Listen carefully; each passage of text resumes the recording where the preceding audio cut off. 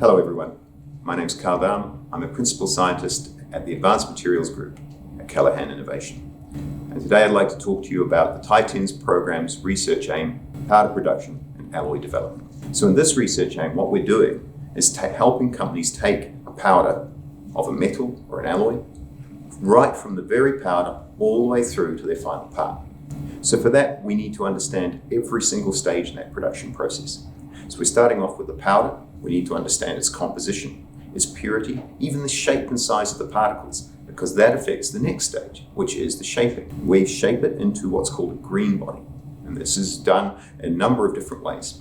Once we've got that green body, we need to then chemically and thermally process it to turn it into our final metal body. Once we've got our metal body in a novel alloy or an advanced alloy, we still need to determine if it's got the performance that we want and what we have to do to get the performance that we need in a range of severe engineering environments.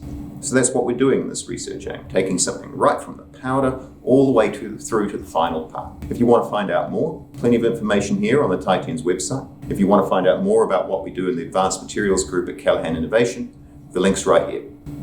Thank you.